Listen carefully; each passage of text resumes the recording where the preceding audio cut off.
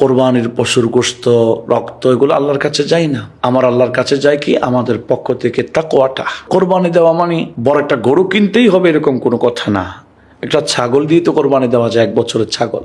আইয়ামে তাশরিকের দিনগুলো আল্লাহ পাক সুবহানাহু ওয়া তাআলার পক্ষ থেকে বান্দাদের জন্য জিয়াফত, মেহমান নামাজি, মেহমানদারি। আমার থেকে কেউ বড় দিতে পারবে না, কারণ আল্লাহ আমাকে সামর্থ্য আরো বেশি দিয়েছেন, সবার চেয়ে বেশি আমাকে দিয়েছেন। আমি আল্লাহর নামে বড় পশু কোরবানি দেব। এটা হচ্ছে প্রতিযোগিতা ভালো কাছে। কোরবানির গোশত শুধু নিজে খেলে হবে না, পারলে বিভিন্ন মহল্লা, বিভিন্ন বস্তি এলাকা, বিভিন্ন এতিমখানা, এই সমস্ত যারা সবসময় গোশত খাইতে পারে না, ওই ধরনের মানুষদের খাওয়াইলে তাহলে সওয়াব তো আরো বেশি হচ্ছে। যদি স্বর্ণ ছাড়া এমনি টাকা, নগদ টাকা না থাকে, অন্তত স্বর্ণ বিক্রি করা হলেও তাকে কোরবানি আদায় করতে হবে। এটা ওয়াজিব। রাহমাতুল্লাহি ওয়া বারাকাতুহু, নাহমাদুহু ওয়া নুসাল্লি ওয়া নুসাল্লিমু আলা রাসূলিল কারীম, আম্মা বাদ। বেশ কিছু কোরবানি প্রসঙ্গে প্রশ্ন আমাদের সামনে উপস্থিত হয়েছে, আমরা সেগুলোর উত্তর শুনবো ইনশাআল্লাহ। কত পরিমাণ সম্পদ থাকলে কোরবানি ওয়াজিব হয়? আমরা জানি মালিকের নেশাব যেটাকে বলা হয়, এই মালিকের নেশাবকে কেন্দ্র করে 3টা বিষয়, যেমন কোরবানির বিষয়, যাকাতের বিষয়, সাদকাতুল ফিতরের বিষয়। তবে কোরবানির দিন এবং ঈদের দিন মালিকের নেশাব পরিমাণ সম্পদ থাকলে তাকে কোরবানি করতে হয় এবং সাদকাতুল ফিতর দিতে হয়। আর যাকাতের ক্ষেত্রে মালিকের নেশাব হলে সাথে সাথে তাকে যাকাত দিতে হয় না, এই সম্পদের উপর 1 বছর অতিবাহিত হইতে হয়। তাহলে আমরা স্পষ্ট বুঝে গেছি যাকাতের জন্য 1 বছর পর যাকাত ফরজ হবে, আর কোরবানি ওয়াজিব হবে ঈদের দিন। কারো কাছে 52 তোলা চাঁদি অথবা তার সে পরিমাণ যদি সম্পদ থাকে, টাকা হোক অন্যান্য কিছু, সে পরিমাণ যদি সম্পদ থাকে এবং 7.5 তোলা স্বর্ণ বা সে পরিমাণ সম্পদ থাকলে তাকে অবশ্যই সেদিন কোরবানি দিতে হবে। এটা কোরবানি করা ওয়াজিব। আমাদের দেশে যে সমস্ত ভাইয়েরা একসাথে থাকেন, ওনারা সবাই যদি বিত্তশালী হয় বা মালিকের নেশাবের অধিকারী হয়, সবার নামেই কোরবানি দিতে হবে। অনেকের বাবা অবসর আছেন, ওনাদের ইনকাম নেই, মা তার কোনো ইনকাম নেই, এনাদের উপর আবশ্যক না। হ্যাঁ, ছেলেরা চাইলে সে কোরবানির পশুর মধ্যে মা বাবার নামও দিতে পারে, এটা হক মা বাবার। ছেলেদের উচিত মা বাবার নামও যাতে ওই পশুর মধ্যে দেই, যদি বা এটা মা বাবার উপর আবশ্যক না, ওয়াজিব না। তাহলে আমরা স্পষ্ট বুঝে গেছি যে কোরবানি ওয়াজিব যার উপর, যার কাছে মালিকের নেশাব তথা 52 তোলা চাঁদি তার পরিমাণ সম্পদ বা টাকা পয়সা থাকলে। বর্তমানে আমরা জানি প্রায় 52 তোলার দাম 2 লক্ষের উপরে হবে। তো সেই 2 লক্ষ টাকা যদি জমা থাকে কারো কাছে, কোরবানির দিন তাকে অবশ্যই কোরবানি করতে হবে। এরপর আসছে যাকাত যোগ্য সম্পদ থাকলে কি কোরবানি ওয়াজিব হয়? আমরা ইতিমধ্যে বুঝে গেছি যে যাকাত এবং কোরবানি একই সম্পদের উপর যাকাত হয়, কোরবানি হয়। তবে যাকাত আবশ্যক হবে সে সম্পদের উপর 1 বছর অতিবাহিত হলে। ঋণ থাকলে নেশাব কিভাবে নির্ধারণ করা হয়? আমরা জানি একটা কর্জদার ঋণগ্রস্ত, তো ঋণগ্রস্তের উপর যাকাত ফরজ হয় না, কোরবানি ওয়াজিব হয় না। হ্যাঁ, কোনো বান্দা যদি ব্যাংক থেকে ঋণ নেই, কেন? তার ব্যবসাকে আরো ব্যবসার পরিধি আরো বাড়াবার জন্য, তাহলে শরীয়ী দৃষ্টিকোণে তাকে কর্জদার বলা হবে না। কর্জদার বলা হবে যে অপারক হয়ে ঋণ নেই, তা ইনি তো ব্যাংক থেকে নিচ্ছেন আরো ব্যাপক ব্যবসাকে ছড়িয়ে নেওয়ার জন্য, আরো ব্যাপক বৃদ্ধি করবার জন্য। যদি ঋণ নেই তাহলে ওনাকে শরীয়ী দৃষ্টিকোণে কর্জদার বলা হবে না, অবশ্যই তাকে কোরবানি করতেই হবে, এটা ওয়াজিব। লোক দেখানোর উদ্দেশ্যে কোরবানি করলে তার হুকুম কি? প্রত্যেকটা ইবাদত যেটা ইখলাস, একনিষ্ঠতা লাগবে, মুখলিসিন লাহুদ্দিন। ইখলাস ছাড়া সে কোনো ইবাদত, সেটা নামাজ হোক, যে কোনো ইবাদত বন্দিগি হোক, এটা ইবাদতে বদনি হোক, সেটা ইবাদতে মালি হোক, ইবাদতি বদনি মালি বা শারীরিক ইবাদত যেটা আমরা রোজা এবং নামাজের ব্যাপারে জানি, আরেকটা আর্থিক ইবাদত যেমন যাকাত, এই যে কোরবানি, সাদকাতুল ফিতর, আরেকটা আছে ইবাদতে বদনি এবং মালি, শারীরিক এবং আর্থিক সমন্বয়, যেমন নাকি হজ। এই সমস্ত ইবাদত বন্দেগীগুলো অবশ্যই আমাদেরকে নিয়ত ঠিক করতে হবে। সেজন্য হাদিসের নিয়ত যেটা আছে, ইন্নামাল আমালু বিন্নিয়াত, নিশ্চয় প্রত্যেকটা আমল নিয়তের উপর নির্ভর। মানে আল্লাহ পাক সুবহানাহু ওয়া তাআলা সওয়াব দিবেন বা দিবেন না, সেটা সম্পূর্ণ নিয়তের উপর। যাদের নিয়ত সহি আল্লাহ এবং রসুলকে রাজি করার লক্ষ্যে, তাকে আমার আল্লাহ ওই সওয়াবটা দিবেন, ওই ইবাদত বন্দিগি তার পক্ষ থেকে আল্লাহ কবুল করেন। কোরআনে পাকও ও কোরবানির বিষয়ে হাবিল কাবিলের সে আলোচনা করতে গিয়ে আমার আল্লাহ পাক সুবহানাহু ওয়া তাআলা কোরআনে পাকও বলেছেন, ইন্নামা ইয়াতাকাব্বালুল্লাহু মিনাল মুত্তাকিন। যার কোরবানি আমার আল্লাহ কবুল করেন না, যিনি মুত্তাকি, যার ভিতরে তাকওয়া আছে, ইখলাস এবং একনিষ্ঠতা রয়েছে, আল্লাহকে রাজি করার জন্যই যারা কোরবানি করেন, এনাদের কোরবানি আল্লাহ পাক সুবহানাহু ওয়া তাআলা কবুল করেন। সেজন্য আবার কোরআনে পাকে ওটাও আছে যে আমাদের কোরবানির পশুর গোশত, রক্ত এগুলো আল্লাহর কাছে যায় না, আমার আল্লাহর কাছে যায় কি আমাদের পক্ষ থেকে তাকওয়াটা। সেজন্য তাকওয়া ছাড়া, একনিষ্ঠতা ছাড়া, নিয়ত সহি করা ছাড়া লোক দেখানো কোন ইবাদত, সেটা কোরবানি হোক, সেটা যে কোনো ইবাদত হোক, সেজন্য আমাদের উচিত কোরবানির পশু কেনার আগে আমাদের নিয়তগুলো সহি করতে হবে, আমরা যাতে মানুষকে দেখাবার জন্য কোরবানিগুলো না করি। কোরবানি না করলে কি গুনাহ হবে, নাকি শুধু সওয়াব থেকে বঞ্চিত হবে? ওয়াজিব তরক করলে তো গুনাহ হয়। সেজন্য হাদিসে পাকে রাসূল পাক সাল্লাল্লাহু আলাইহি ওয়াসাল্লাম ইরশাদ করেছেন, যাকে আমার আল্লাহ সামর্থ্য দিয়েছেন, সে যদি কোরবানি না করে থাকে, সে যাতে ঈদগাহে না আসে। তা ওয়াজিব তরক করলে এটা ছোট গুনাহ হয় না, এটাও বড় গুনাহ হয়। এটার জন্য কিয়ামতের ময়দানে জবাবদিহিতা রয়েছে। হতে পারে এটার জন্য শাস্তি নির্ধারিত আছে। আল্লাহ চাইলে, এটা আল্লাহর হক, আল্লাহ চাইলে সে বান্দা আল্লাহর কাছে ক্ষমা চাইলে আল্লাহ ক্ষমা করতেও পারেন। এটা আল্লাহ পাক সুবহানাহু ওয়া তাআলার সে দয়ার উপর নির্ভর।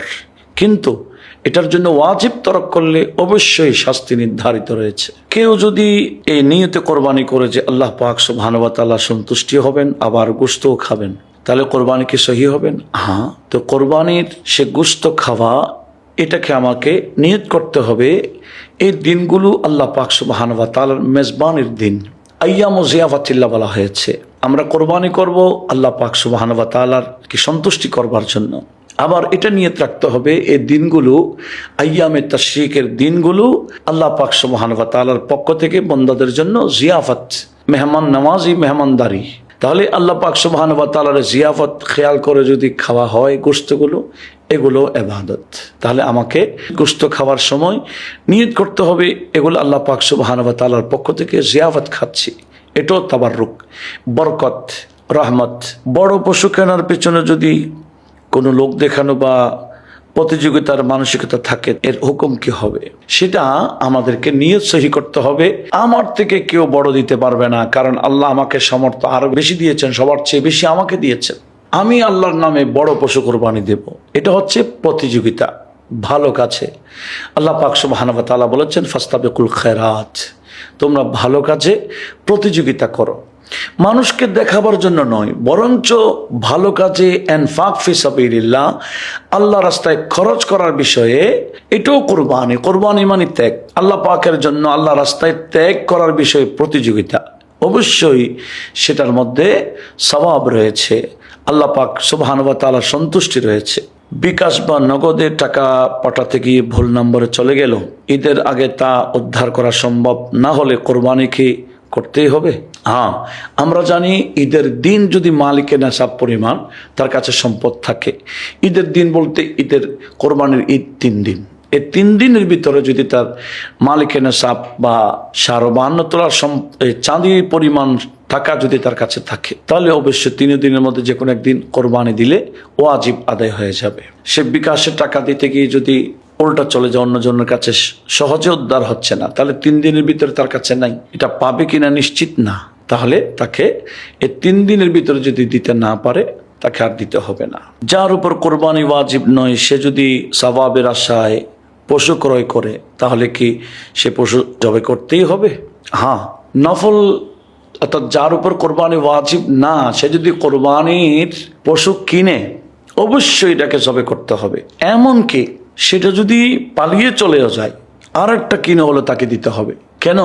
সে কোরবানির জন্য পশু কিনলো, তার উপর তো আবশ্যক ছিল না, ওয়াজিব ছিল না, নফল হিসেবে যদি সেই পশু কিনে, অবশ্যই এটাকে কোরবানি করতেই হবে। ওয়াজিব কোরবানি বাদ দিয়ে শুধু নফল কোরবানি করলে তার হুকুম কি? আমাদের দেশে কিছু আবেগী লোক আছে, যেমন আমার উপর কোরবানি ওয়াজিব হয়েছে, আমি কি করলাম? আমার নামটা না দিয়ে আমার পীর মুর্শিদের নাম ঢুকাই দিলাম। আমার নাম না দিয়ে আমার মা বাবার নাম ঢুকাই দিলাম। হ্যাঁ, মা বাবার নাম দিন, পীর মুর্শিদের নাম দিন, তবে আগে আপনারটা দিতে হবে। যেমন গরু একটা কিনলে 7 ভাগ দেওয়া যায়, সে আগে আপনার ওয়াজিবটা আদায় করেন। আপনার স্ত্রী যদি সামর্থ্যবান হন, ওনার নামটাই দিতে হবে। যে সমস্ত ভাইয়ের সামর্থ্য রয়েছে তাদের নাম আগেই দিতে হবে, ওয়াজিবটা আগেই, তারপরে বাকি থাকলে নফল। তাহলে ওয়াজিব থাকা অবস্থায় কোন অবস্থায় নফল কোরবানি করা যাবে না, আগে ওয়াজিবটা আদায় করতে হবে। স্বামী স্বাবলম্বী যদি না হন, স্ত্রীর অলংকার আছে বা সঞ্চয় আছে, তার উপর ওয়াজিব হবে কিনা? হ্যাঁ, আমরা জানি স্বামীর সম্পদ আলাদা, স্ত্রীর সম্পদ আলাদা। এক্ষেত্রে স্ত্রী যদি স্বর্ণ থাকে বা তার জমা থাকে টাকা, এত পরিমাণ টাকা আছে যে যাকাত বা কোরবানি আবশ্যক হয়, ওয়াজিব হয়, তাহলে ওই স্ত্রীর নামে কোরবানি দিতে হবে। যদি স্বর্ণ ছাড়া এমনি টাকা, নগদ টাকা না থাকে, অন্তত স্বর্ণ বিক্রি করা হলেও তাকে কোরবানি আদায় করতে হবে, এটা ওয়াজিব। যদি আদায় না করে অবশ্যই গুনাহগার হবে।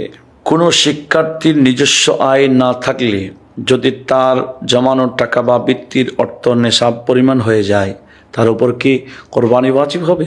হ্যাঁ, জমা টাকা সেভাবে যেভাবেই হোক, তার কাছে যদি তত পরিমাণ টাকা হয়ে গেছে যে মালিকের নেশাব হয়ে গেছে, যেমন বলছিলাম 2 লক্ষ টাকার কাছাকাছি, সেই 2 লক্ষ টাকা তার কাছে যদি থাকে, অবশ্যই তাকে কোরবানি দিতে হবে।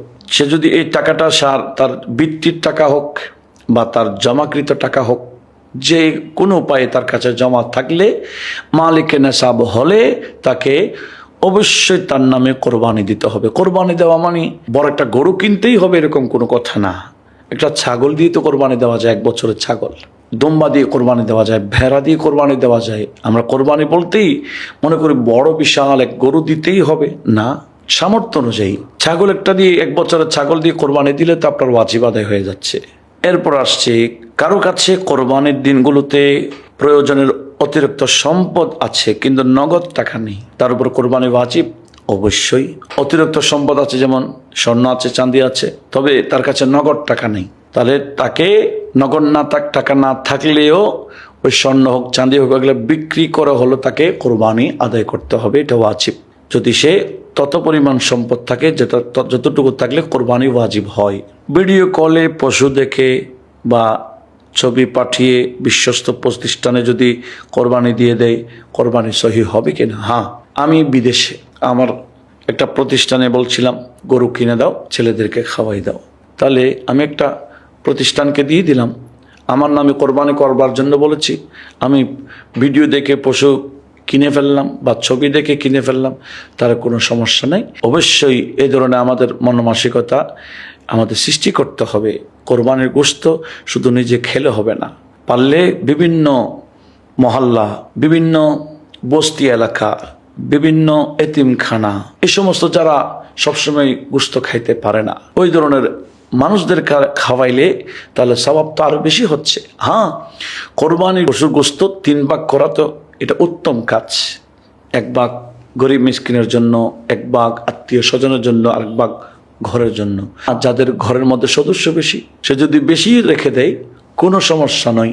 এমন ফেকার কিতাবে আসছে, যার পরিবারের মধ্যে সদস্য বেশি, তাহলে ঘরে রেখে ওই সদস্যদেরকে খাওয়ানোর মধ্যে ফজিলত আরো বেশি রয়েছে, সেদিকেও আমাদেরকে লক্ষ্য রাখা দরকার।